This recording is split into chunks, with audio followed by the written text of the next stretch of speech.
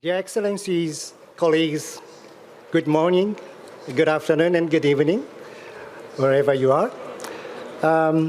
My name is Tadashi Matsumoto from the Organization for Economic Cooperation and Development, OECD, and I have a pleasure to play a role of massive ceremony for this important event. Role of multi-stakeholders towards subnational decarbonization. Side event organized by Japanese government in cooperation with IGS, ICLEI, and the OECD. To open this event, I would like to first invite Vice Minister Yutaka Shoda, Ministry of Environment, the Government of Japan, to take the floor. Vice Minister, floor is yours.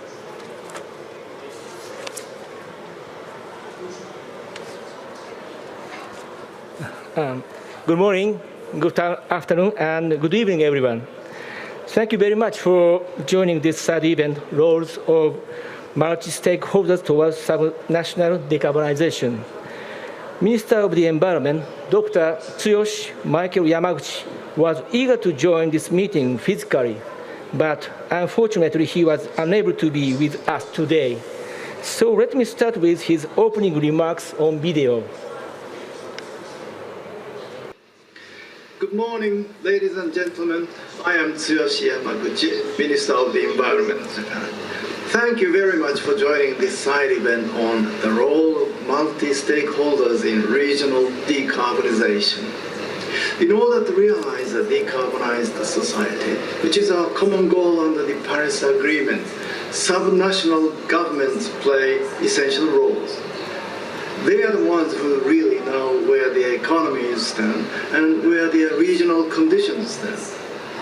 They can also adopt a sector-wide approach in their regions to formulate and implement plans. To realize the national government's ambitious greenhouse gases reduction targets, a variety of measures are needed, taking into account various situations in local cities and villages. In Japan, 479 municipalities covering 88% of Japan's population have decided to declare as zero-carbon cities, committing themselves to decarbonize by 2050. Kyoto City and Namie Town, which will attend the session later today, have also committed to go for zero-carbon cities. In order to achieve zero-carbon city, the Japanese government has formulated a regional decarbonization roadmap in cooperation with local governments. The national government and local governments are closely working hard to establish more than 100 leading decarbonization areas by 2030 and expand them to other cities through domino effect of decarbonization. Japan's efforts will go beyond our borders. Our ministry has been supporting city-to-city collaboration program to transfer Japan's local government's experience to overseas cities. For example, Tokyo Metropolitan Government supports Kuala Lumpur City's pledge for carbon neutrality by 2050 under this program. Under the Japan-US Climate Partnership, which was agreed upon between the leaders of Japan and the United States in April this year, Japan will closely collaborate with the United States to accelerate the decarbonization of developing countries, particularly in the Indo-Pacific area. As a part of these partnership activities, Japan will convene the Zero Carbon Cities International Forum early next year in cooperation with the United States and will invite various subnational stakeholders and international organizations. Japan will also support the formulation and implementation of subnational decarbonization policies in developing countries through the City-to-City Collaboration Program. Through these activities, Japan and the United States can collaborate to support and accelerate subnational climate action on a global scale. It is my my sincere hope that today's side event will contribute to deepening partnerships between participants, sharing new ideas and thus promoting regional decarbonization. Thank you very much for your kind attention.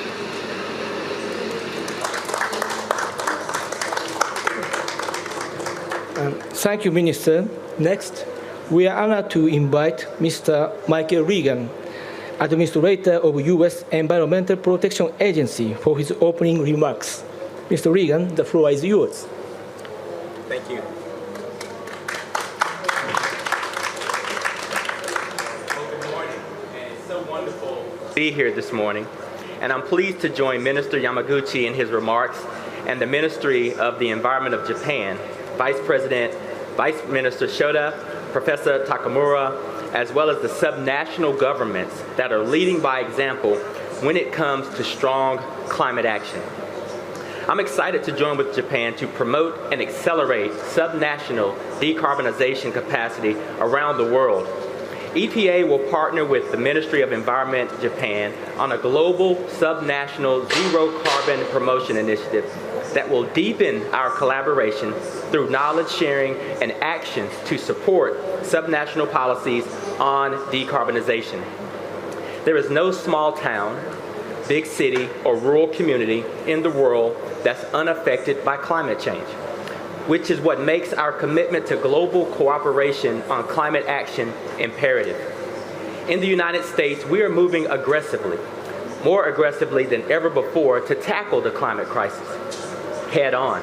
President Biden has launched the most ambitious climate agenda in U.S. history, cutting emissions by half by 2030. From rejoining the Paris Agreement to President Biden's Build Back Better agenda, we are restoring America's climate leadership both at home, domestically, and abroad. But the truth is, no one nation on its own can solve climate change, can solve environmental and energy challenges. It's our obligation to work together to achieve shared goals and ensure a livable planet for all generations. That's what makes international convenings like this one essential. We also have a responsibility to work with our national, state, and local partners to develop effective policies that will help us fight the climate crisis and reap the benefits of all of these actions. Subnational governments play an essential role in our global efforts to address climate change.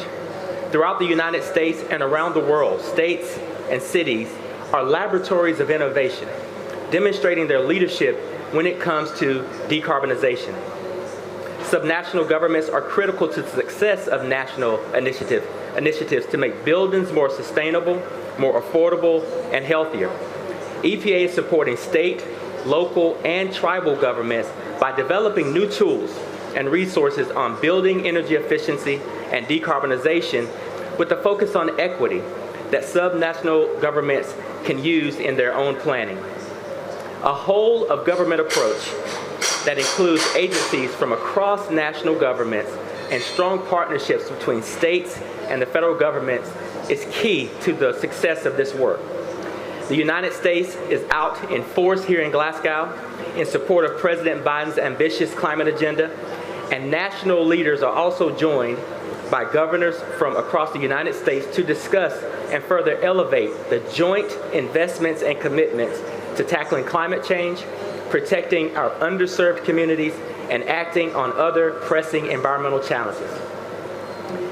EPA works hand in hand with our subnational partners, offering free tools, data, and technical expertise to help subnational governments implement clean energy policies and programs that achieve their environmental, energy equity, and economic objectives. Our programs help stakeholders reduce emissions, maximize co-benefits, and prioritize overburdened and underserved communities.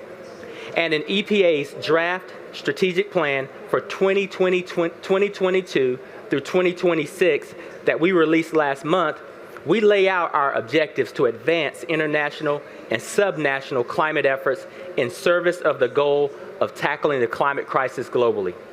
We are committed to working with our partners both at home and abroad to strengthen climate governance, to strengthen equity at all levels of government and boosting strategies for national and local adaptation and resiliency, and honored to work with our longtime partner, the Ministry of the Environment, Japan, on this important initiative. Thank you all for being here.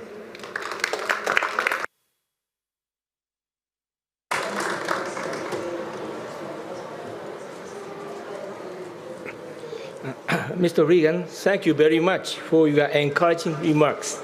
As Minister Yamaguchi and Administrator Regan have just said, Japan and the United States will collaborate to promote action globally to recognize, support, and accelerate subnational climate action. So we are pleased to announce the launching of the Global Subnational Zero Carbon Promotion Initiative. The initiative aims to share a variety of best practices of local or regional efforts on decarbonization and adaptation on different subnational levels, and encourage them to develop their own capacities through multi-level and international collaboration. In today's side event, as part of the initiative, we have invited representatives of national governments, states, and cities to share their efforts in their respective regions and discuss the role of the central government in accelerating the subnational decarbonization in each country. In addition, the OECD will present their program on their territorial approach and discuss the role of multi-stakeholder engagement. Before closing this opening session, we will move on to a photo session. Tadashi-san, back to you.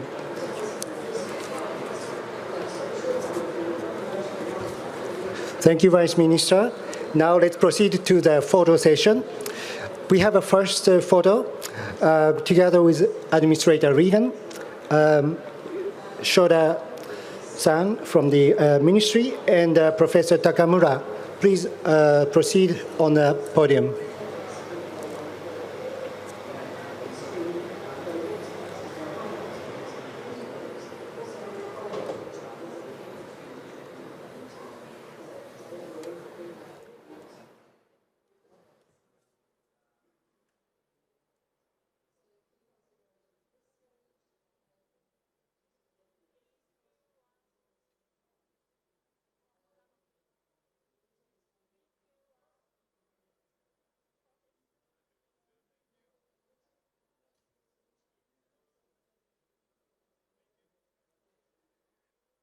All right, thank you very much.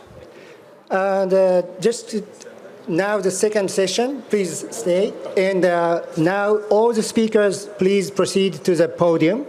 And all the remote speakers also make sure to be on the screen.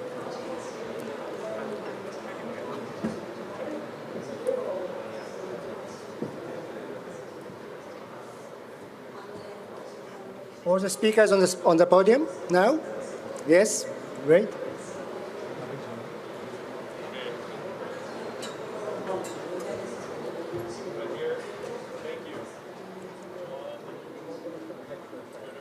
Please proceed. Remote speakers also try to show your video, your face on the screen, please. リモートで参加されている方、どうぞスクリーンをオンにしていただければと思います。So if you're participating virtually, please turn your video on so that we can see your faces, please. Thank you.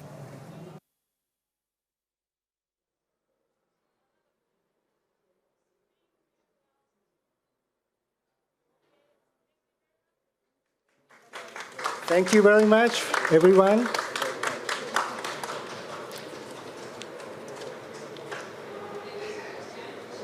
Now I would like to proceed to the panel discussion.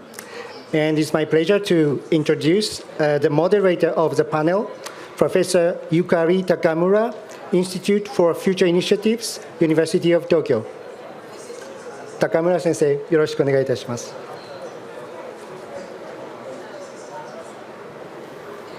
Put off the mute. Thank you. So good morning and good afternoon and good evening accordingly. So welcome to the COP26 Side Event.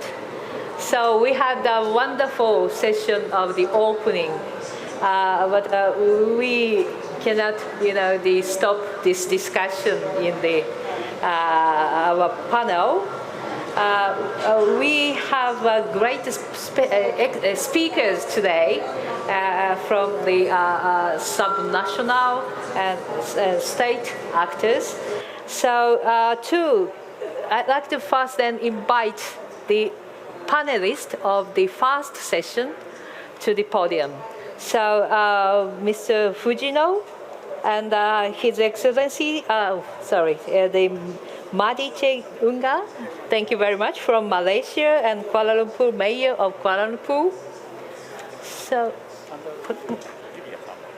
Yulia from Indonesia, thank you.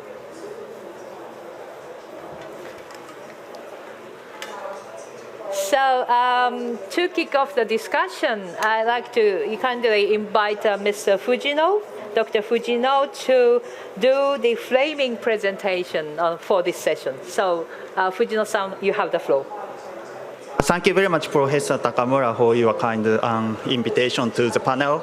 Yeah, and then welcome to our side event. I'm Fujino from the IGS Institute for Global Environmental Strategy, one of the co-organizer of this side event. And so the session title of this event is Role of the Multi-Stakeholders Towards Subnational Decarbonization. Yeah, now we're talking about zero carbon decarbonization 1.5 degree. And so, as the Minister Yamaguchi already mentioned, one way to having the decarbonization from the perspective of the cities is like a city-to-city collaboration, and then having domino effect inside the country, also outside the country, like Kuala Lumpur and the Tokyo Metropolitan Government, or also Kyoto City support several cities, and so this is one way. And then second way is that local national collaboration. Japan lead kind of the zero carbon city initiatives, and now around 500 cities declare zero carbon by 2050. Also, America is owing. Now, 147 U.S. cities joined such zero carbon action, climate actions by the group of the cities. And then and third one is like multi-stakeholder collaboration, Alliance for Climate Action, because yesterday there is a group of business have a presentation, or also NGO, also private bank, or we need such a multi-stakeholder, and also international initiative. Yeah, now Race to Zero or GCOM are happening, and then there are more and more initiatives. And next slide, please. And so then how the city can work together with the multi-stakeholder, like project planning. And now many cities are faced on how to plan the zero carbon scenario. It's quite challenging from low carbon to zero carbon. And then next one is more important, how to develop zero carbon project under the implementation. If there is no project, it's just a paper, it's just a talk. So then how to make a project together or with the multi-stakeholders. And then follow-up and review.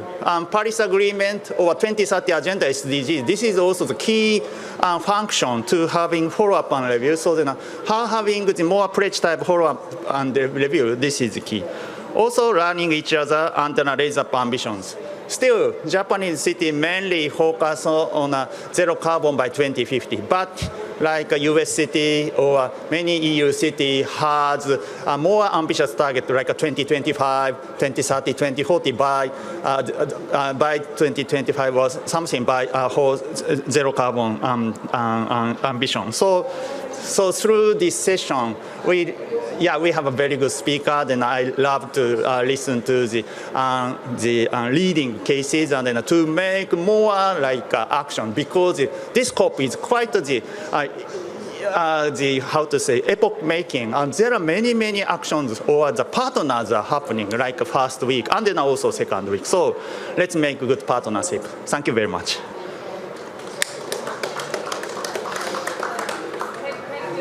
Thank you, Dr. Fujino, for the framing presentation. So now then, I'd like to invite His Excellency Dr. Seri Dr. Shahidan Kasim, Minister of Federal Territories, Malaysia. He kindly provided the video message, video presentation to this event. So could you please start his video message?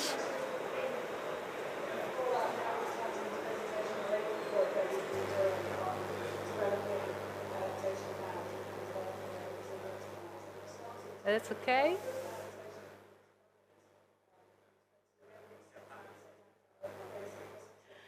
I think that logistics is also happening in Japan, so that there are some time differences between. Hopefully not 9 hours. So to Japan, are you ready to start?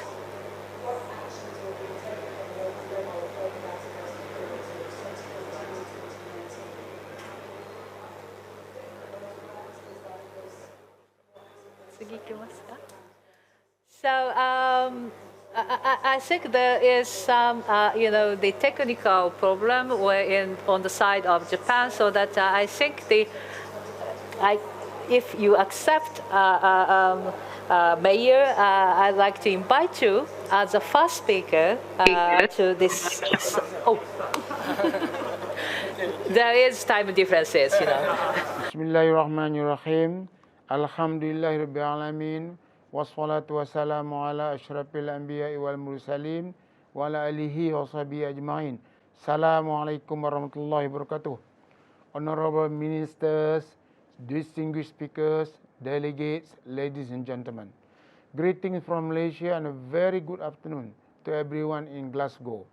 First, let me express my utmost gratitude to the Ministry of Environment, Japan, National Institute for Environmental Studies, NIST, and Institute for Global Environmental Strategies, IGS, for inviting me to speak at the Japan Pavilion. I'm delighted and honored to be given this opportunity to briefly address such an eminent audience in this very important and meaningful event, where we put our heads and hearts together to advance partnership between Japan and the rest of Asia towards a decarbonized, carbon-neutral Asia by around mid-century. Further, we would like to strengthen the vision of Keluarga Malaysia, which means the Malaysian family, under the flagship of our beloved Prime Minister, Datuk Seri Ismail Sabri. Mitigating and adapting to climate change, striving to achieve net zero emission by mid-century will continue to be the most pressing challenge facing humanity not only today, but certainly into the future. We can no longer delay our action. We must act now. The Malaysian government has pledged to become a carbon-neutral nation by 2050 in the recently launched 12th Malaysia Plan. And I'm very proud the Ministry of Federal Territory under my watch has been tasked with leading Malaysia's transition into carbon neutrality. This is a task which I take very seriously. Ladies and gentlemen, cities play the most important role towards achieving carbon neutrality. To that end, cities need to implement concrete carbon neutrality policies and action plans that must be formulated based on good research and scientific evidence. Indeed, good research needs to build a strong international collaboration among research institutions and city governments. It is heartening to see that both sign to action, S2A, and collaboration are strongly demonstrated here through the Asia-Pacific Integrated Model, or AIM, project. A successful demonstration of city-to-city collaboration supported by good research is the ongoing Tokyo to Kuala Lumpur Low Carbon System project. This project, which started in 2019, involved 2 ASEAN capital cities collaborating toward becoming net zero carbon cities by 2050. Supporting the two-way collaboration between Kuala Lumpur and Tokyo, involving the Kuala Lumpur City Hall and Tokyo Metropolitan Government are the Institute for Global Environmental Strategies, IGS, Japan, the Sustainable Energy Development Authority, SEDA, Malaysia, and University of Technology Malaysia, UTM, Low Carbon Asia Research Center. As Minister of Federal Territory, I am the most delighted to see the Federal Territory of Kuala Lumpur, led by Mayor Datuk Seri Mahadi Chetngah, who will be speaking shortly, leading the way towards becoming a carbon neutral city by 2050. Malaysia is delighted to share the significant progress made in implementing the low carbon and carbon neutrality agenda using the AIM and S2A approach in Kuala Lumpur, the perfect model of fast-growing cities in Asia. Permit me to extend my deepest appreciation to all the partners involved, NIES, IGES, and Tokyo Metropolitan Government, Japan, and on my home front, the Kuala Lumpur City Hall and University of Technology Malaysia Low Carbon Asia Research Center for the great collaborations that resulted in the baseline modeling for Kuala Lumpur Low Carbon Society Blueprint 2030 and the Kuala Lumpur Carbon Neutrality 2050 pathway. And I extend my greatest appreciation to the Ministry of Environment, Japan, for making this Tokyo to Kuala Lumpur low carbon system city-to-city collaboration possible. I hope such science-based collaboration and partnership in climate action with sustainable support from developed economies will grow strength to strength towards a carbon neutral Asia, hopefully around mid-century. Thank you. Assalamualaikum warahmatullahi wabarakatuh.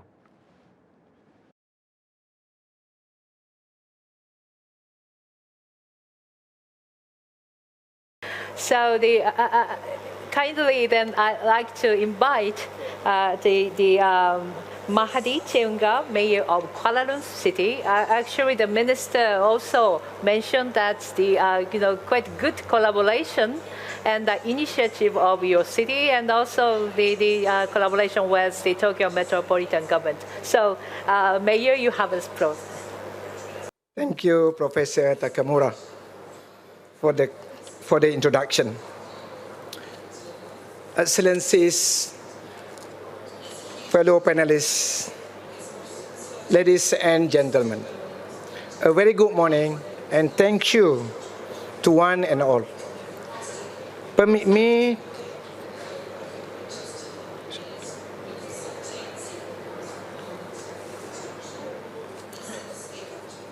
to extend my appreciation to the Ministry of Environment, Japan, and the Institute for Global Environmental Strategies, IGS, for inviting me to share Kuala Lumpur's efforts towards taking the steps to decarbonize the city of Kuala Lumpur and achieve a carbon neutral city status by 2050.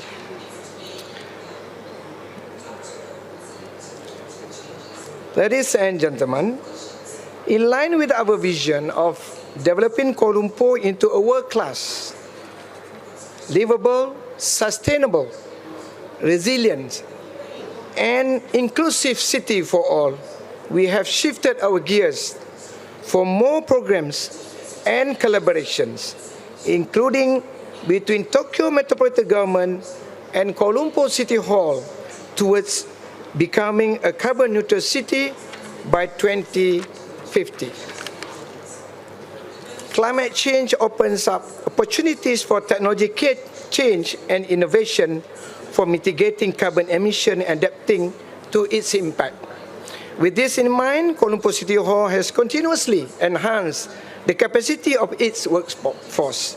Through various trainings and knowledge exchange sessions, our officials are better equipped with the understanding of the importance of green approaches to adapting to the impacts of climate change, such as flash flood and freak storms, as you can see from the screen.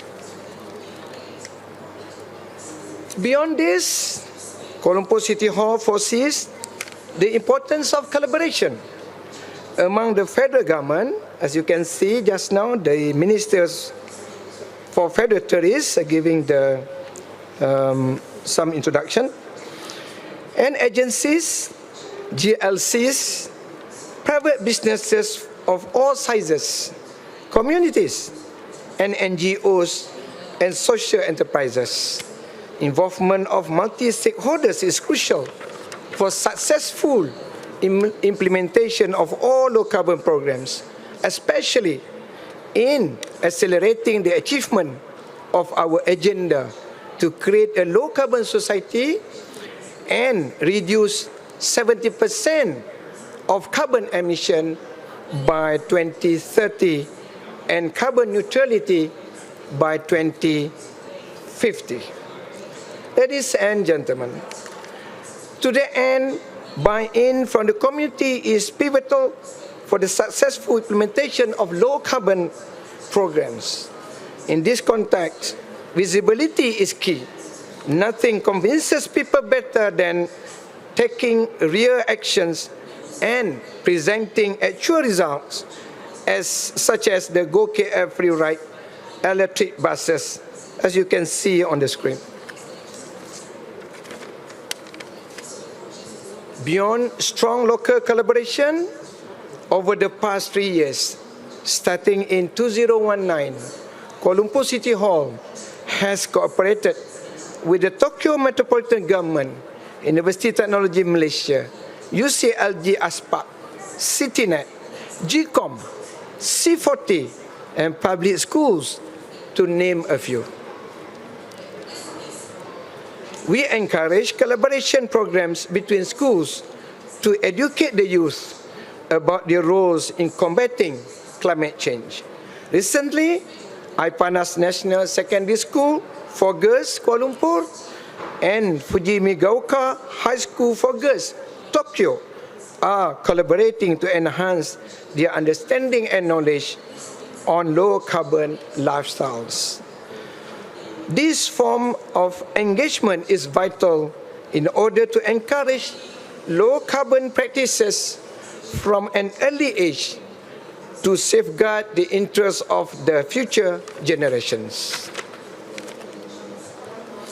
Apart from programs in the school, Kuala Lumpur City Hall also introduces the One Community, One Recycle program. This program encourages community to exchange recyclable items for daily necessities, such as cooking oil, rice, milk, and sugar.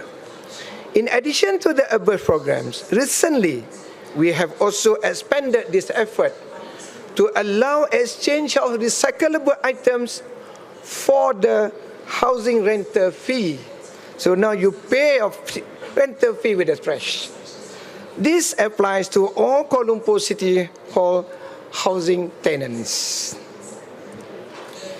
In collaboration with University Technology Malaysia, we are supporting a pilot program with the Wansasari Residents Association. This pilot program is to upgrade knowledge and skills of the residents and improve their productivity by adopting technology and the use of IoT for urban farming. Ladies and gentlemen, all the planned low-carbon programs would not be able to be implemented without the support of the financial sector. In recognition of our efforts, the Central Bank of Malaysia, via a collaborative platform called JC3, or the Joint Committee on Climate Change, have agreed to engage with Kuala Lumpur City Hall in exploring opportunities to address the sustainable financing needs of the city.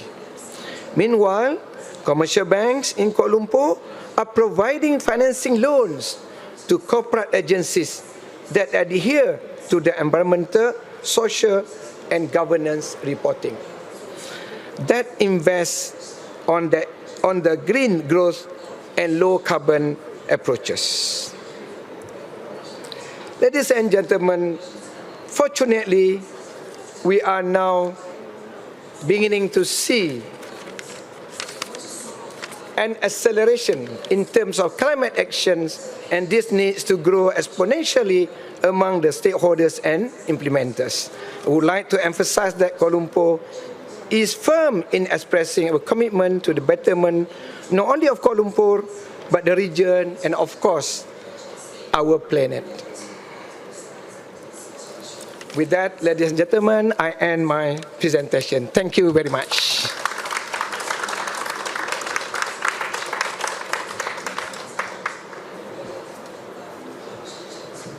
Thank you, Mahdi Chemga, Mayor of Kuala Lumpur.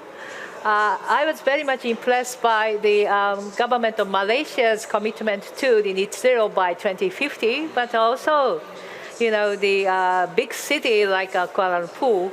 I think it's not easy, especially to do so. So that the commitment in line of the net zero by 2050 is very much ambitious. But you do the lot of things from the emission reduction to the education, and even involving the financial institution to invest in. That's a really wonderful experience that you share with us. Thank you very much indeed. So now I'd like to invite Yulia,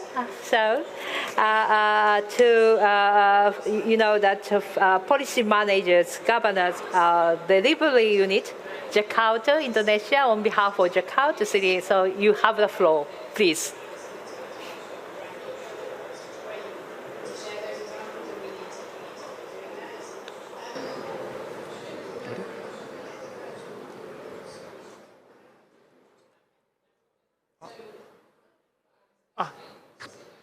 Sorry, for Tokyo office, could you kindly show the slide? Yeah. Okay. Okay. Yeah, please say.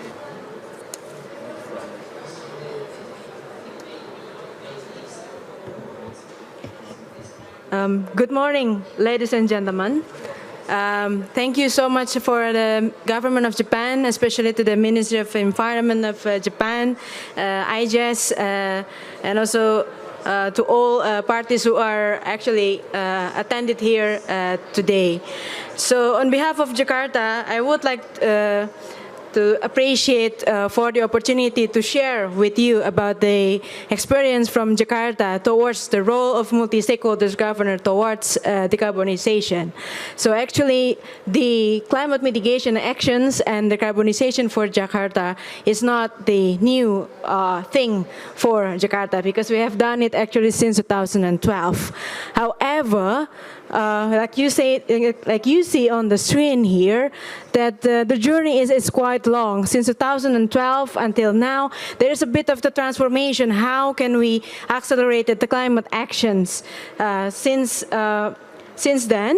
Actually, if you see in 2018 until 2019, when the governor delivery unit is created by the governor, the current governor, Bapak Anies Baswedan, we see that there is a sort of a gap in our climate actions implementation on the ground, which is there's a substantial governmental issues that is lying on the ground, which is the climate issues is only managed but one of the single divisions under a local government unit or LGU. So how can you imagine that such important issues like climate change that are actually cross-sectoral, that is cross-administration boundaries, that are cross-generations, it's only held by one of the single divisions, even under one of local government unit. So we see that the issues, and now we think that how can we kind of solve this kind of governmental issues lying on the ground? So what we do is we created a special climate task force, and it is consists of not just a government, regional government, which is only the government from the Jakarta unit itself, but also from the universities, from academics, from business sectors, and also from the national government. It invited, and we form and join collaboration together. I think IGES is one of the task force as well. So thank you so much. And it's divided into five roles. The first one is to creating the mitigation actions, adaptation actions, and there's also research and innovations, financing, and also public participations. So there are these 5, and it is already regulated, as you see in 2019, as a gubernatorial degree. And it's also part of the climate regional strategic activities of Jakarta. So what it meant with the regional strategic activities, meaning that the budget for the climate actions are already secured for multi-years, so not just that year, because we usually have the annual budget for every year, but it's not just 1 year, but for the whole year. So that's one of the important thing. And since it is created and officially launched in 2020, since then, the task force actually already created or developed or launched 2 set of regulations that push actually the government. So we're really thankful to the task force that they actually reminded for us, to all of us, that the clock is ticking, we need to sound the alarm, and they really push us for policy that are more ambitious. So the reason one, if I can show you here, next slide, please. Next slide. Is actually we call it the climate action quick wins. So we have a quick wins that cover climate actions up to 2022, and also the reason one, we have the regional climate resilient city low carbon development plan, or in local language we call it the Rencana Pembangunan Rendah Karbon Daerah. So it's in this kind of setup, we actually also adopted several studies that has been done priorly with C40, with IHS Japan, one of the others, to set the goal. And we have committed to have a 30% of reduction by 2030, and also ambitiously 50% for the direct emission in the same year, towards the decarbonization in 2050, which is 10 years faster than the national government. So that's all, I think, for us. And I'm looking forward to collaboration within Jakarta, Tokyo, and Kuala Lumpur, because 3 of us is actually the mega cities, and I think we should have each other. Thank you so much.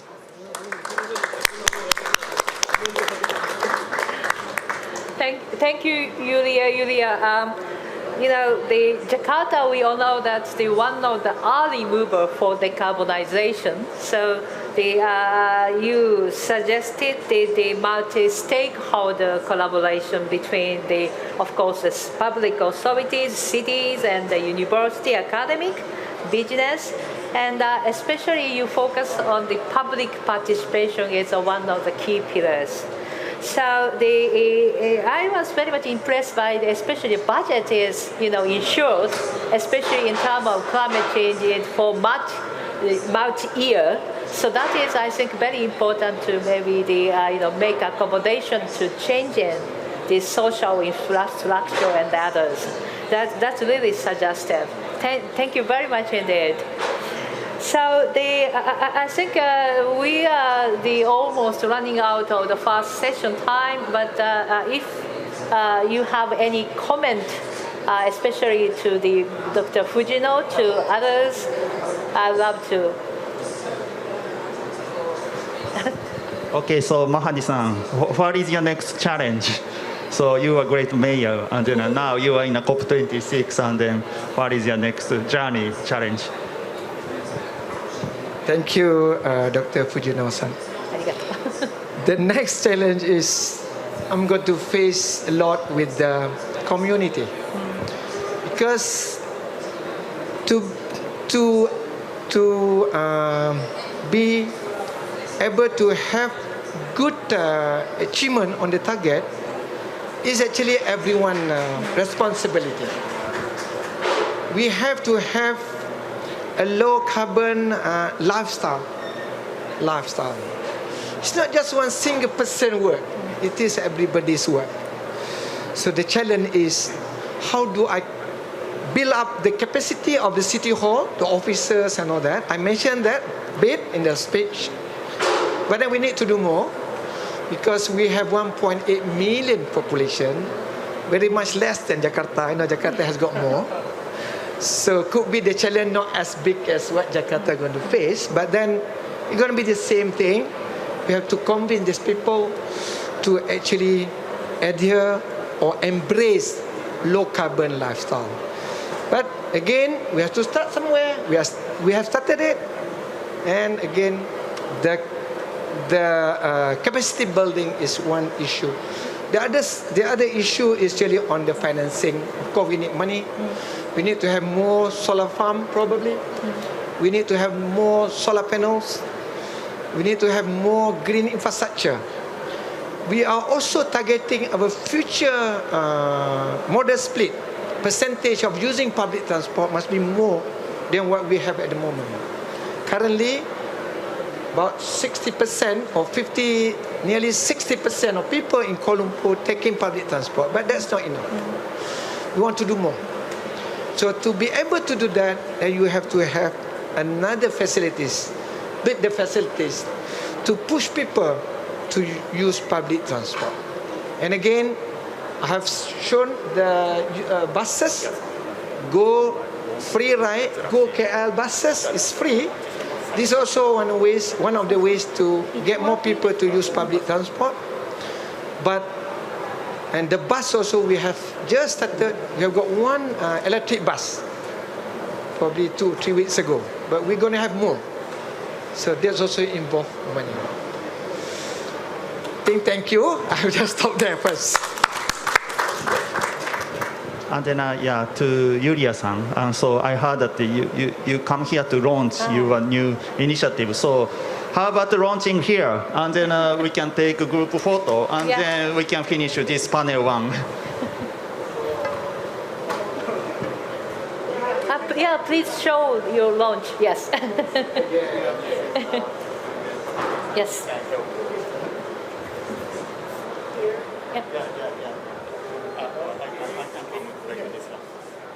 Maybe you have made a bit brief explanation. Maybe. Okay. So actually, in this occasion, I would like to officially launch on behalf of Dki Jakarta for our new climate action plan, and also the low carbon development that I just mentioned before. Is actually the result of the role of multi-stakeholder that we are discussing today. The stakeholders are really pushing us through, and I hope that they are still in the high spirit for implementation for the next years ahead. Thank you so much, actually, for IHS and the Minister of Environment. Thank you. Congratulations. So I got your photo session then.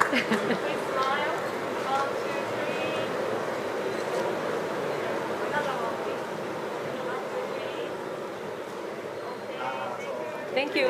Thank you very much, indeed. Mayor, thank you very much. Thank you. ありがとうございます。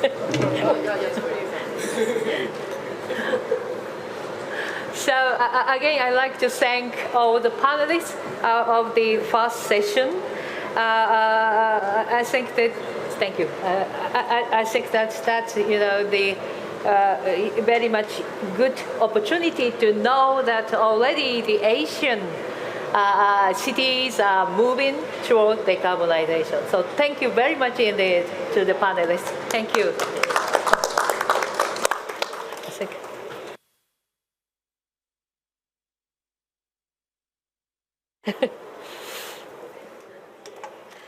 Now we move on to the second part of this event. So I'd like then to invite the panelists of this panel to a second session. We now see, and I hope that's the screen, the mayor of Kyoto City, Mayor Kadokawa Daisuke, and also the Mayor of Namie Town, Japan, and the Mayor Yoshida Kazuhiro. I hope that they are on the screen. And also on site, we have the two panelists, Kelly King, council member of Maui country, Hawaii. Thank you very much. Please come to join us to the podium. And also, I have a great honor to invite the presenter Andrés Landoleche, high-level envoy of the Chilean COP25 presidency. So, Andrés, you come to the podium, please. So also, I think later I'd like to invite Mayor of the Lenca City, Claudio Castro Salas. Actually, I think he is now waiting on the last lane, but I'd like to also invite you to speak. So thank you very much for thank you very much all the panelists to this session. Firstly, I'd like to invite the Mayor of Kadokawa, Mayor of Kyoto City, to give us your thought to this side event. So, Mayor Kadokawa, you have the floor, please. My name is Daisaku Kadokawa, Mayor of Kyoto. I am honored to have this opportunity and thank Ministry of the Environment, Japan, and other organizers for inviting me. I'd love to have come to Glasgow, but I am participating virtually and tell you about Kyoto's initiative toward decarbonization. Kyoto's history goes back to the year 794, when it was built as Heian-kyo, meaning the capital of peace and tranquility. Its function and culture have been passed down and prospered throughout history. We have 1.5 million people. 75% of Kyoto City is forest, and we have always coexisted with nature. We do not like to waste. These are our philosophy of life, nurtured since the ancient times. In this city of Kyoto, 24 years ago, with acclamations, the world made the large first step toward reducing greenhouse gases with the birth of the Kyoto Protocol. With pride and a sense of mission, Kyoto issued Japan's first global warming ordinance, and the entire city is working together. The amount of waste compared to the peak time has halved, and the use of energy has been reduced by 28%. People and public transport are our priority, and the use of passenger vehicles has gone down by 20%, while the use of public transport has increased by 30%. Visitors' use cars has gone down by 80%. However, global warming continues. If unabated, beautiful nature, our traditions and cultures, valuable assets of humanity will be lost. Kyoto City 2 years ago declared 2050 as the first city in Japan. Kyoto's initiative of carbon neutrality by 2050 spread throughout Japan, and in October last year, Japanese government took it up as the nation's policy. How are we going to make it a reality? In Kyoto City, our citizens and businesses are involved in discussions toward 2050. And in December last year, the ordinance was revised. Then this past March, toward the next 10 years, the global warming countermeasures plan was formulated to realize 2050 nuclear and coal-fire independence, and 100% renewable need to be achieved. Lifestyle, business, energy, mobility, these four areas should transition toward 46% GHG reduction in 2030. With regard to lifestyle, to lead our citizens toward decarbonization, a new team has been set up. Agency for Cultural Affairs of Japan will strengthen its functions and relocate to Kyoto next year. Kyoto will truly be the center of Japan's culture. Throughout its long history, spanning over 1,000 years, we have prided ourselves on the philosophy of no waste, artisanship, and innovation. We are determined to evolve our sustainable lifestyle to realize decarbonization. Within the team, young people, businesses, academia, and culture experts are involved, and toward 2050, a lifestyle vision is created. In terms of energy transition, renewable energy will be promoted from both demand and supply sides. For example, a mechanism is in place for citizens to purchase renewable electricity as a group. With Fukushima Prefecture's Aizu Wakamatsu City, we signed a partnership agreement so that more renewable electricity can be supplied. Also, architects' accountability system for the introduction of renewable energy in buildings is applied to buildings of 300 square meters or larger. For the world to achieve net zero in 2050, each individual player needs to act. Urban cities, where many people live, have a big responsibility toward decarbonization. We need to work together and evolve together. The city of Kyoto is a member of ICLEI and Global Covenant of Mayors and is cooperating with other cities in the world. And we have joined the decarbonization group because of the initiative started by the UK. Urban cooperation requires these bridging network organizations, and Kyoto is determined to play its role within them. Well, in Japan, the government has announced its intention to achieve carbon neutrality in 2050. The nation as a whole has started moving toward decarbonization. Kyoto feels encouraged. To realize a decarbonized society, national government's push is a must.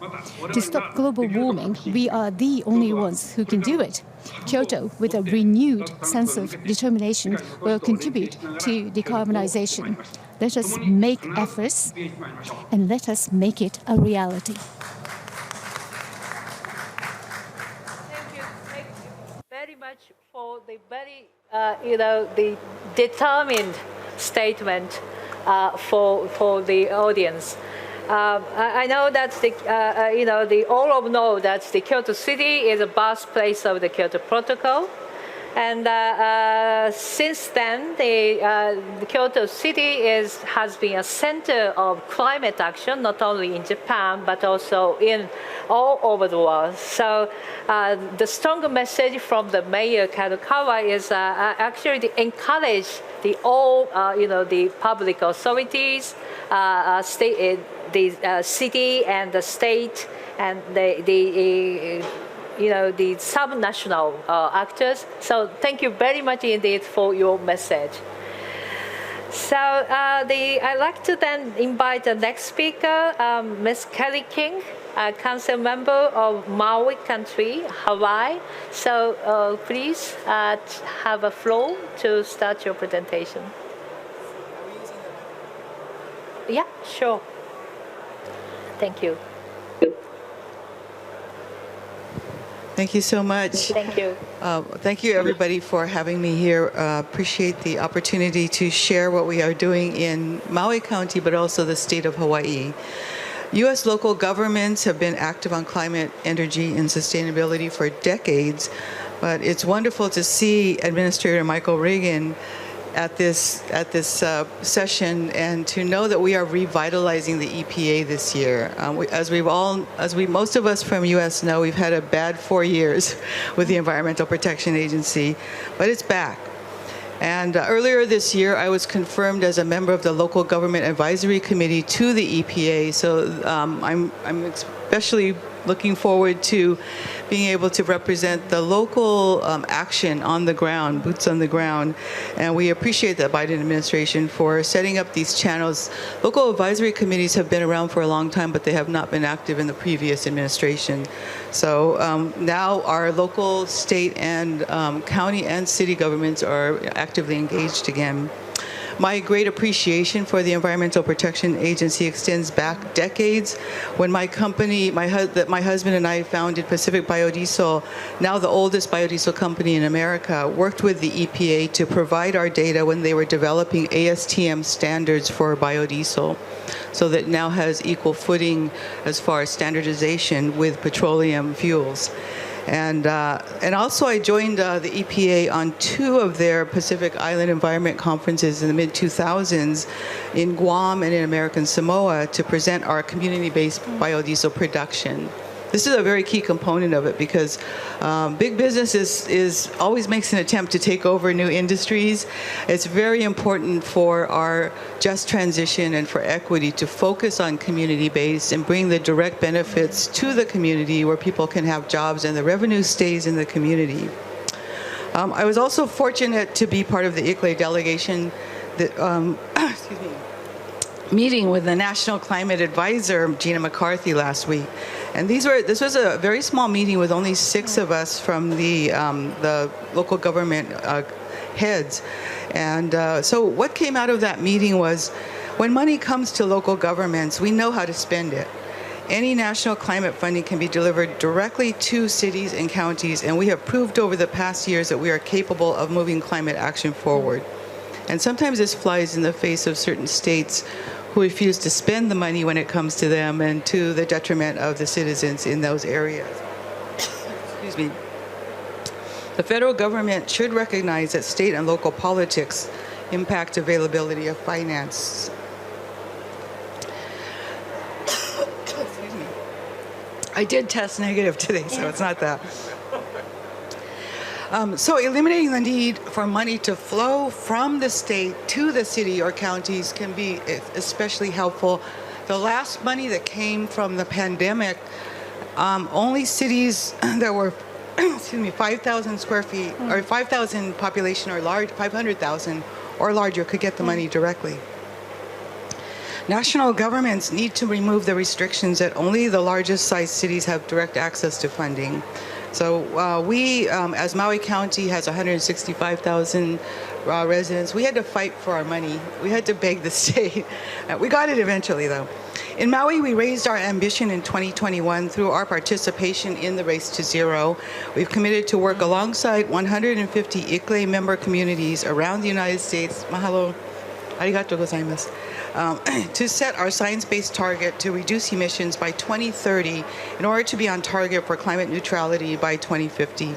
ICLEI's analysis of U.S.-based science-based targets indicates that local governments need to reduce local greenhouse gas emissions by roughly 63% by 2030. That will take an unprecedented level of commitment and funding. Hawaii Governor David Ige has committed to going beyond net zero, saying it is not enough to stop at carbon neutrality. We have to aim for carbon negativity. So indeed, those municipalities who can need to do more to make up for the ones who won't or who are not able to. So it's incumbent upon us not to set that target too low if we're able to go beyond. The key is multi-level action.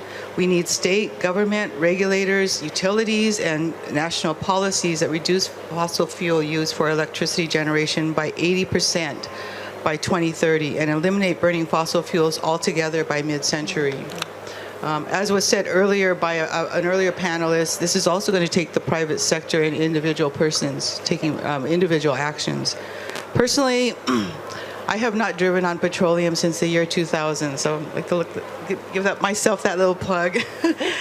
This Race to Zero is a direct response to the county being one of the first in the country to declare a climate emergency. And after we declared it, our state declared a climate emergency, becoming the first state in America to declare the climate emergency. Earlier, after we were kicked out of the Paris Agreement, Maui was one of the first counties to declare that we are still in. So we're very proud of that. So the state of Hawaii this year has set these high impact goals in state statute, and the highlights are 100% net zero operating emissions government buildings by 2030, 100% EV new light-duty sales by 2035, 100% zero-emission light-duty public fleets by 2035, 100% zero-emission public government-owned transit bus fleets by 2030, and 100% zero-emission medium and heavy-duty public fleets by 2040, where technically feasible. We know we have a lot of diesel vehicles that will last for 30 more years, possibly, because they're still rolling out of the factory. But we have biodiesel production, and so we are working on increasing our agriculture to energy model. We collaborate with the state of Hawaii and other counties to create actionable policies that will achieve these goals and go even further. So Maui County has actually just passed, through my committee, my Climate Action Committee on the council, the state's first net zero requirement for large homes. All homes over 5,000 square feet will now have to be built to net zero standards. And the state was very supportive and is going to be taking our lead in moving that at the state level.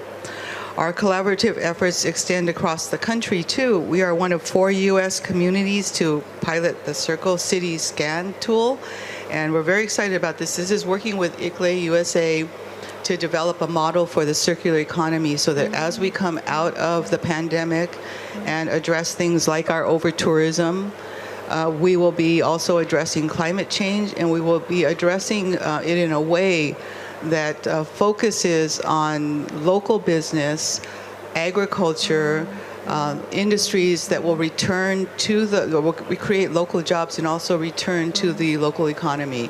So if you look at the biodiesel model, out of every dollar of revenue that comes in, 85 to 90 cents of it stays in the community, and the petroleum is the exact opposite. So 85 to 90%, 90 cents of every dollar leaves the community. So we hope that our circular economy scan will provide a model for island nations around the globe, and we will continue to reach out and share ideas and collect all the things that we are hearing in these panels. I want to say that one of the best things to come out of the pandemic is virtual meetings. So we can, I have brought experts from all around the world into my Climate Action Committee to help educate us and get us to a point where when I finally do bring a bill like the most stringent sunscreen chemical ban in the world that we have to save our reefs, my committee has nowhere to go but to vote for it because they've gotten so much information. Thank you very much. Arigatou gozaimasu. Arigatou gozaimasu. Thank you very much. Of course, how to say the Maui County's action is already covered quite a broad range, from start in the transport and the home standard or net zero and others, and it was very much impressed.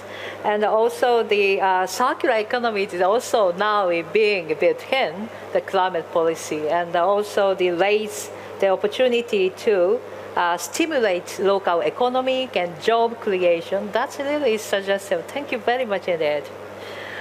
So now I'd like to invite the third panelist from Japan, Mayor of Namiya Town, Mayor Yoshida Kazuhiro. I hope that you are now ready, to speak. Yes, you have the floor, Mayor Yoshida.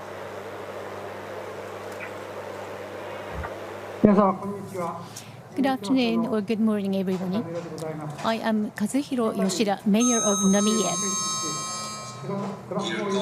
Glasgow is a leading smart city in the world. I'm very honored to have this opportunity here in Glasgow to talk about our town, Namiya. First of all, since the disaster in 2011, the world has extended their assisting hands to us. I'd like to express my heartfelt gratitude toward everyone in the world who helped us. Let me share with you our experience. Namiya is in the northeastern part of Japan at the eastern tip of Fukushima Prefecture. Before the earthquake, Namiya's population was bigger than 20,000. However, because of the Great East Japan earthquake 10.5 years ago and the nuclear accident, the entire population left, and now it's back to 1,700. 10.5 years ago, on the 11th of March, Namiya was hit by an earthquake of 6+ in intensity and a tsunami over 15 meters high. 182 people were lost. On the next day, the nuclear accident prevented us from saving other lives, and we were forced to flee the disaster area. Namie's population overcome all these hardships. And 4.5 years ago, the evacuation order was partly lifted. The fishing port reopened, a new roadside station opened, and we are seeing signs of recovery. It was the nuclear disaster which wiped our town out. And all the more because of that, we're determined to rebuild our town using renewable energy. Hence, on the 5th of March 2020, Namie declared its commitment to become a zero-carbon city. On the 7th of March, 2 days later, Fukushima Hydrogen Energy Research Field was opened. We are vigorously promoting hydrogen energy. Within Namie, using abundant natural resources, various types of renewable energies are introduced. Our solar power plant is now supplying our town with more than enough electricity to cover the pre-disaster demand. Wave, hydro, and wind power generation are being explored. Renewable energy, local production and consumption is another project. Our public facilities are fitted with solar panels and storage batteries so that renewable energy can be efficiently used. In addition, of our public fleet, electric and fuel cell vehicles are increasing year on year. We aim to achieve a zero-emission public fleet.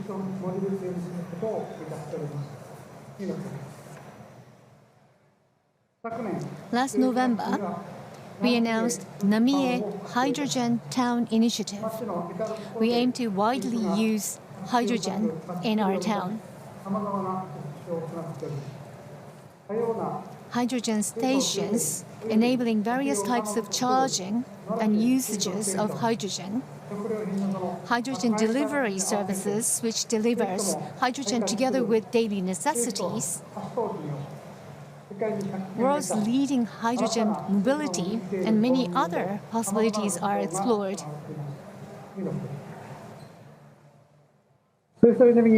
Hydrogen energy promotion and education are continuing. Namie Hydrogen Festival to promote hydrogen invited local children and gave them an opportunity to drive hydrogen-powered go-karts. Namie's hydrogen was used to light the torch of Tokyo Olympics and Paralympics. Furthermore, the world-famous architect Kengo Kuma is helping us rebuilding our town with an efficient use of hydrogen in mind. On the 1st of October, with Lancaster in the US, we signed the world's first hydrogen partnership declaration. To widen the network of like-minded municipalities, we will make our utmost efforts.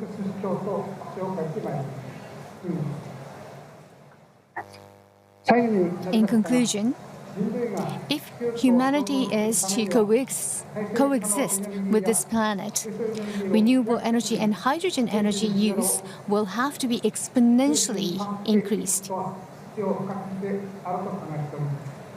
Namie, as a carbon-neutral front-runner, will keep challenging ourselves and achieve our goals one by one.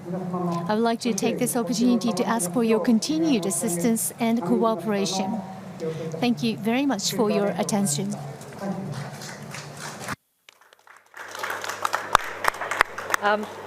Thank you, Mayor Yoshida, for your speech. We know that the Namie town is very much hit by the great earthquake in 2011. But after that, you are seeking your best effort to achieve the zero town and smart town, and driven by the renewable and also the hydrogen. So you are now transforming your town to the zero smart town, which is more sustainable, and it's a kind of symbol of the future, our future society. Thank you very much indeed. So we now then invite the last of least, of course, the speaker, Mr. Andreas Landoleche, a high-level envoy of the Chilean COP25 presidency, and also together with you, and we have now the mayor of Lenca City, Claudio Castro Salas, mayor. So you have the floor, please. Of course.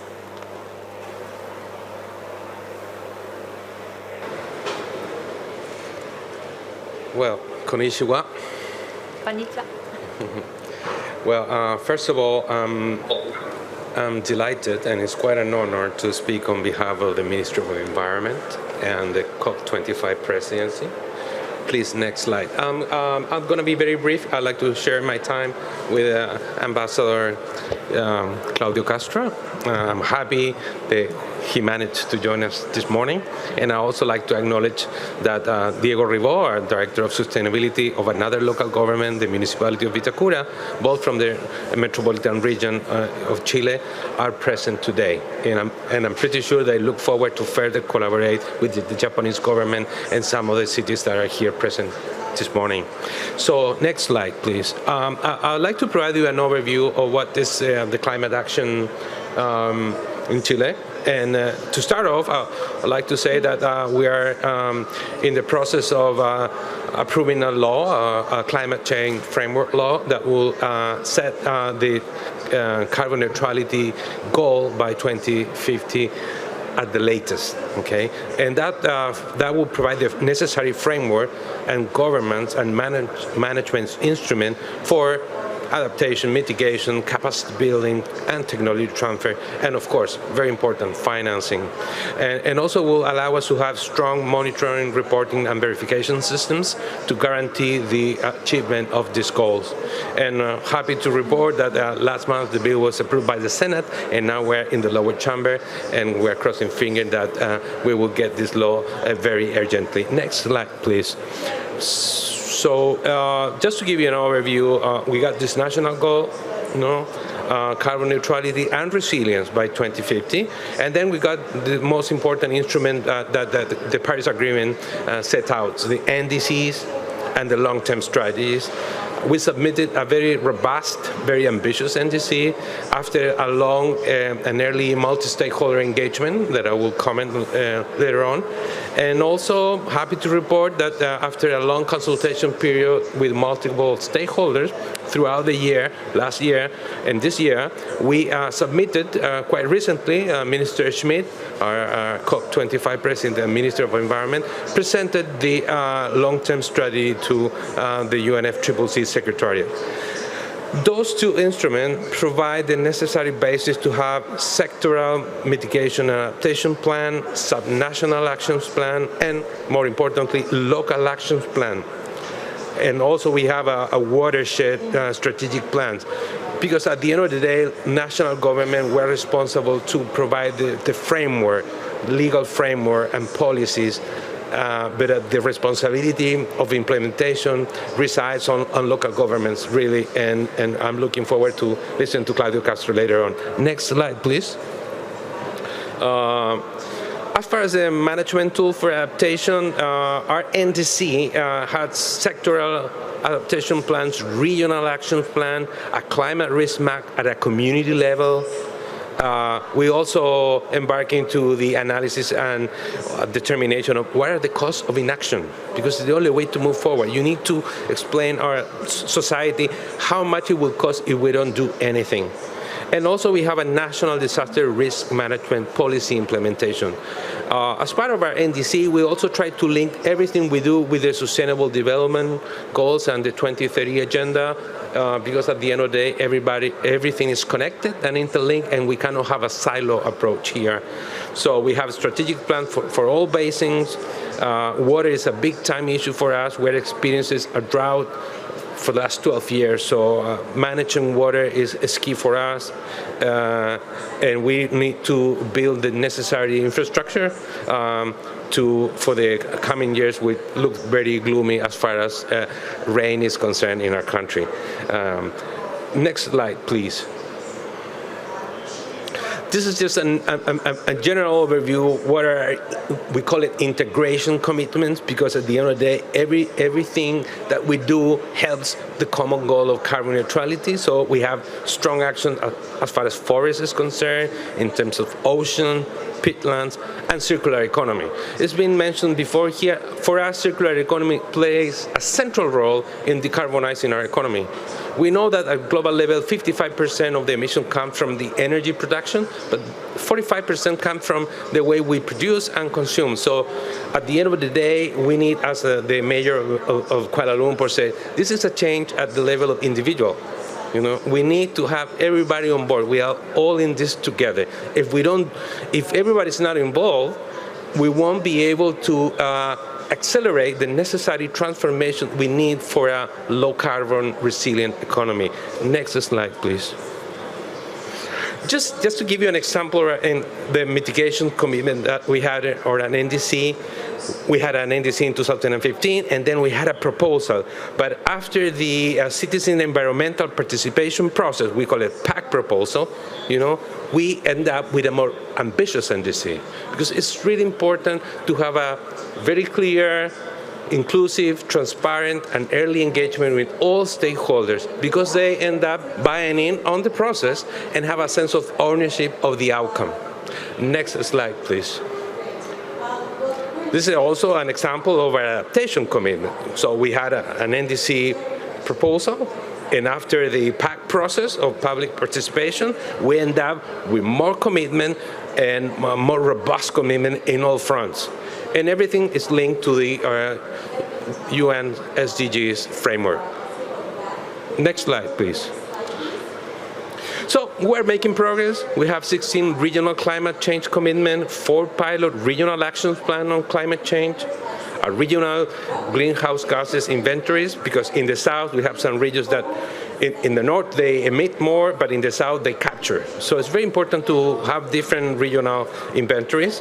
And then we were able to present last year a climate risk atlas at community level. It's so important to have this understanding and to be able to forecast different scenarios depending on it's a 1.5 or it's 0.2 or even beyond. Because at the end of the day, as a government, we need to plan and have policies that have that reality. But the private sector is so important, and local government is so important when they have the decision-making process to incorporate the climate change risk in their process. And please, if you can move to the other slide. This is a long work. We are making progress, as I say. And if we move to the next slide, we could, mention a little bit that we have now an environmental certification system where more than 70% of local governments have of the municipality, and the goal is to have 90% in the high-level score that consider climate governance and local climate change action plans. So this is what we need to go. We need to have climate change plans at a local level, you know, and because every reality, every community is different, so they have a different plan. We also have a subnational financial group for the public sector in order to help municipalities and citizens.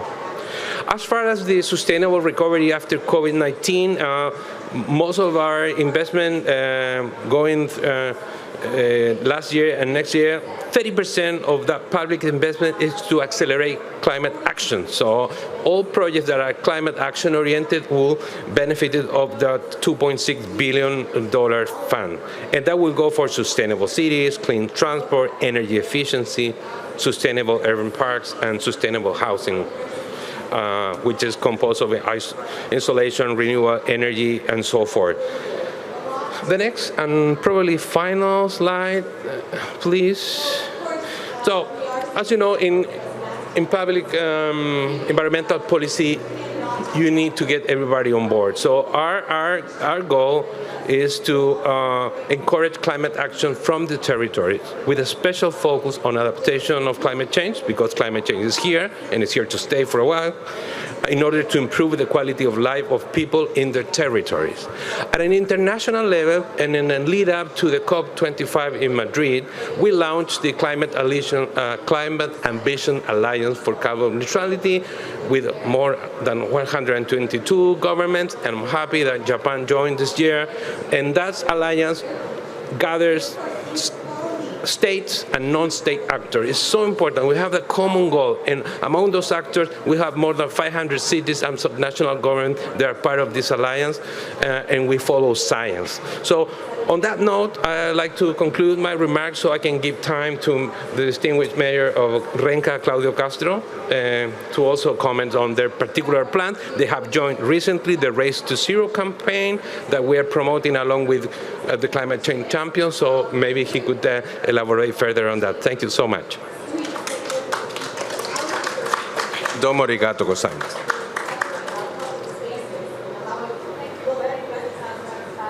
So I'd like to invite then the Mayor Salazar to have some remarks.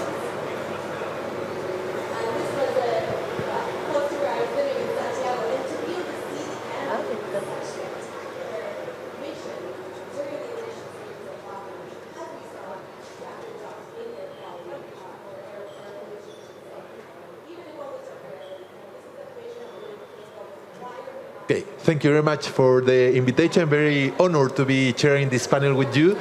Well, Renca is one of the 36 boroughs of the city of Santiago, the capital of Chile, and we are located in the northwest area. We also face a lot of inequalities. Renca is in a very deprived area of the city, but also when we speak about environment, we receive all the pollution that comes from the rest of the city. In Renca is a city of 160,000 people. Santiago is 7 million people. And we also have the power plant of the city located in Renca. So for us, it's very important to advance in this climate action. And Andres explained the framework that Chile has taken in order to advance in this direction. And I would say that we face in the local governments in Chile at least 3 challenges. The first one, because all the local governments, Diego is here from Vitacura, another borough of Santiago, we have different initiatives regarding to advance in climate action in waste management, energy efficiency, reforestation, climate, air quality. But what we are not doing now yet is to measure. So that's why it's so important for us to be joining the Race to Zero initiative, because it makes us to measure and to identify our goals in order to advance in our climate action. And that is a challenge, because we don't know how to do that. So that's why we are also taking this technical cooperation with with the central government and also with other countries. Our second challenge is the the coordination between the different boroughs within the city. We are 36 boroughs. We don't have a city authority, so for us it's very important to coordinate action with the rest of the mayors of the city. And the third one is to finance all our action. We are very happy because we are going through a city-to-city collaboration with the city of Toyama in Japan. We are focusing that collaboration in our, I would say, main project, which is to convert the Renca Hills, which are completely deforested, into a metropolitan park in the city of Santiago. And we are also working with some Toyama business partners to bring green hydrogen projects to the power plant of Renca. So I would say that's a bunch of the initiatives that we are doing here. And as I said, I'm very happy to be pushing for this very important discussion in Chile. We're also in the middle of our constitutional discussion. We will have a new constitution, and we are pushing from the city level with the NGOs, the academia, to insert all these goals in the constitution. So thank you very much. So thank you, both of you. I think that already Chilean government take a lead to announce the net zero by 2050, and of course, together with the leadership under the COP25 presidency.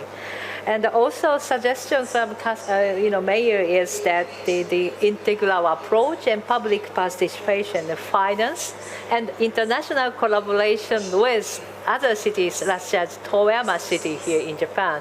That's really interesting suggestion to the audience. Thank you very much indeed. Just to inform that the time has come, but we are able to extend the session around 10 minutes. So if you are able to stay, please stay. Thank you very much. Thank you, Matsumoto-san. Please allow me to extend around the 10 minutes, and especially now that I have the honor to invite Ms. Adida Mush, the head of Cities, Urban Policy and Sustainable Development Division, OECD Center for the Entrepreneurship, SMEs, Region and Cities. I think she is going to deliver keynote and also wrap up presentation of this session. So if it's ready, you are ready, please go ahead.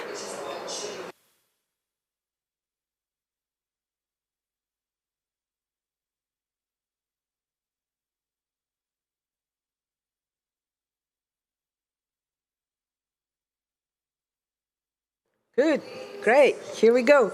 Thank you so much, Dr. Nakamura, and I'm conscious we're slightly behind schedule, so I've made a huge effort to streamline the presentation. Really my pleasure to first thank Japan for being the champion among the champions, and in particular today, Vice Minister Shoda, but also all the mayors that have taken the floor. We've heard from Kyoto, from Nami, from also other cities in the region, Kuala Lumpur, and the representative from Jakarta, but we also have within what we call the OECD Champion Mayors Initiative for Inclusive Growth, a number of mayors from Japan who've been extremely vocal with this agenda to transition to a net zero, from the city of Kitakyushu, where we did excellent work on localizing the SDGs, all the way through Hirono, Fukuoka, and Yokohama as well. And so that's really my first message. Many thanks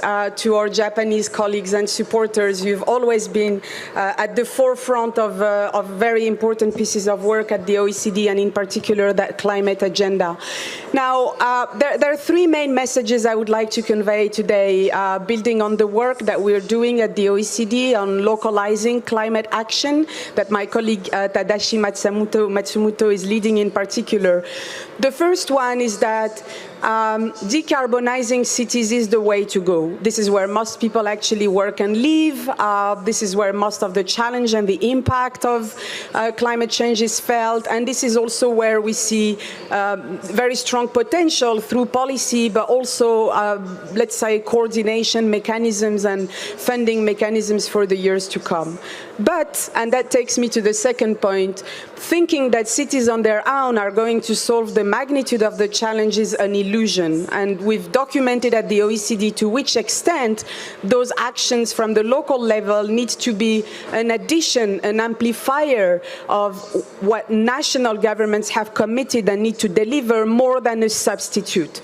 And I'll share with you some of the takeaways there. And then the third and last point is that this pandemic, which as all previous health crises has triggered a lot of rethinking in terms of what the city of the future should be is probably opening up a window of opportunity that makes the transition to a net zero politically and socially way more acceptable than it was just 2 years ago. And this is why that territorial approach to climate and resilience that we are advocating today as OECD, and that is shaping a new ambitious program that we are implementing as part of an OECD-wide strategy to deliver on climate is for us timely and relevant. Timely and relevant because, as I said, climate is a shared responsibility. Many local governments have a say in the sense that a big chunk of the public investment related to climate and environment in OECD countries is discharged at subnational level. So 60% of total public investment at large, but for climate in particular, above that number, 64% and 55% of spending. And then in parallel to that, we have a lot of policy prerogatives, land use, housing, transport, even energy efficiency and the decarbonization of buildings, solid waste, drinking water and sanitation that are often mainly local prerogatives in many OECD countries, regardless of the decentralized level. Actually, we heard from Japan and from US and from Chile. Those are countries that have different levels of decentralization, but where those policies actually have a very strong local lens. What we've shown at the OECD in the work we did with the new climate economy and the coalition of urban transitions is that 90% of the emissions, urban emissions, can be cut by 2050 with the available technology. So it's not about only new technological development, and this is also going to create a number of job opportunities, but, and that's the flip side of the coin, this will happen only if coordination is in place. And we've tried to visualize that triangle, you know, in terms of who can do what, where we see roughly that slightly less than 30% of the emissions at large and the actions can be primarily led by city. Another 35% is primarily led by national and state levels. Of course, we know many countries continue to massively subsidize fossil fuels, which is actually the big elephant in the room, although what we see at the EU level and the Green Deal is extremely promising. And then you have a good third, 37%, that is shared. Now, what we've learned from COVID, I'm not going through all this, but this is just for you to know that we've looked at how 100 cities across the globe have responded to the pandemic. And we've drawn 10 big lessons from that in terms of how this was an eye-opener to all forms of inequality, to what this implies in changing the way we consume, we produce, we move in our cities, issues that relate more to trust and the renewed social contract that is needed with citizens, and issues, of course, related to the environmental transition. And I think there are two main areas where, for the climate agenda in particular, we see a window of opportunity. The first one is that many cities now are aware that we need to shift from these logics of mobility to one of accessibility, meaning that we need to stop to some extent to continue to move people from point A to point B, to rebuild the cities with the amenities around people and places. And that's what is going to increase the quality of life. You've all heard about concepts such as the 15-minute city, the 10-minute city, the 20-minute city. You could go on with the deployment that went viral. Of course, you have to look in parallel at issues of spatial segregation and inequality that may be further exacerbated if those neighborhoods are disconnected from their surroundings. But this is generating an opportunity to produce locally, to transition to a more healthy, let's say, environment, and to reduce what we call the agglomeration costs in many of our cities. And the second, and some of you mentioned that, is the accelerated transition to a circular economy. I was with the city leader of Glasgow just an hour ago, launching a new OECD report on the circular economy in Glasgow. We worked with Umea, we worked with Groningen, we did the same in Spain, Valladolid and Granada. We're working now with Ireland and Tallinn in Estonia. Many cities are taking this very seriously, and not only designing roadmaps to make that transition, but also taking concrete action to become carbon neutral, and making an environmental case for it, market, but also a social and economic case, because this is a way in Glasgow, for example, to address deprivation, poverty, and distressed neighborhoods on top of the economic case that will create a lot of jobs. And when we look at what these 100 cities have come up with, all the strategies for long-term recovery are aiming to be inclusive, green, and smart. And we've seen, however, that the data was actually 17%. It's turned to 21% just a few days ago, that only a fifth, let's say, of the total recovery spending is related to environmentally positive recovery measures. So there's still much more to do to deploy that potential and make that transition faster. And this is all the more needed, and I show you just two data before I conclude, that metropolitan areas, which is what as I said, where more people work and live, and the trend is continuing to go on, are places where some of the needs will be more and more important. Cooling needs, for example, have increased by almost 25% since 1970. That comes also with the housing challenge and many single-person houses that raise the electricity demand. And then in parallel, we've seen declining trends in biodiversity, with quite a worrisome tree coverage decline in more than half of the sample of the 600 plus cities we have in the OECD dataset, with a spotlight in particular on North America and Australia, where we've seen most of the severe impacts. And so that takes me to the last part, which is the territorial approach and what this can bring. Precisely understanding and bridging the gaps between these regional disparities, these geographic disparities, not only in terms of the impacts of climate change, but also the capacity to respond, and understanding these context-specific measures to make sure that there is a policy coherence that is aligned horizontally and vertically, and that can support and scale up cities and regions' actions. And we are launching at the OECD a new program that Japan is the first actually champion to join. We're discussing with a few other countries to move from this old paradigm of territorial development that was siloed, sectoral, one-size-fits-all for the country, top-down, into something that builds more on the territorial attractiveness, that is much more multi-sectoral, context-specific and bottom-up, and that helps, let's say, fine-tune action from the ground up, and not just implement plans adopted at national level, but revisit at the local level how we design our strategies, how we invest, how we allocate budget, and how we set priorities. And so I stop here just so you know what the program is aiming for the next 3 years, broadening the evidence base to demonstrate really the potential of subnational governments, in also increasing their reporting and monitoring frameworks, developing a number of benchmarks and tracking subnational climate finance, a number of case studies that will look at the multi-level governance, and of course, as always at the OECD, some knowledge and peer learning experience. So thank you all very much. You have the email in particular of my colleague Tadashi, who is leading this stream of work, in case you wish to know more, and we'll be around in the pavilion to discuss further. Thank you very much, and I let you conclude the side event. I thank you very much, Ms. Akmush.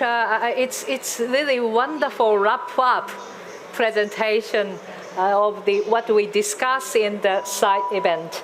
I understand from the session, two sessions of today, the local authority, state, city, are now willing to move toward net zero by 20 or as soon as possible.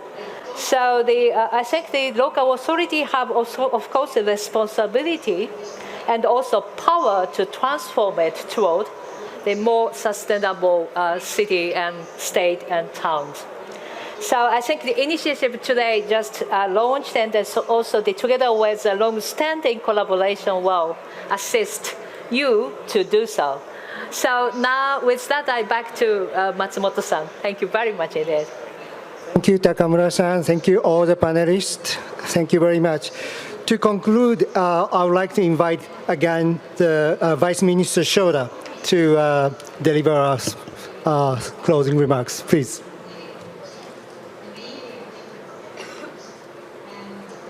Thank you. I'd like to say a few words as closing remarks. As presented by our event facilitator, Professor Takamura, we reaffirmed the key role of regional and local governments, as well as central governments and international organizations in leading decarbonization at local level. As mentioned in the opening remarks, Japan and the United States will collaborate to promote action globally to recognize, support, and accelerate subnational climate action under the new Global Subnational Zero Carbon Promotion Initiative, which was launched today. As a first step, next February or March, Japan will host the International Forum on Decarbonization Cities in collaboration with the US and invite an even greater number of participants from various regions and institutions. Details on the forum will be announced at a later date. We are looking forward to see you there. Thank you very much.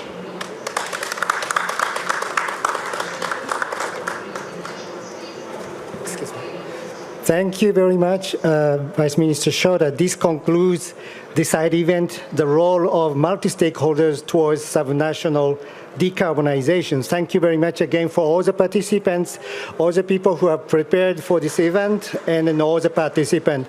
Thank you very much, and then have a nice day and nice rest of the COP. Now, yes, thank you very much.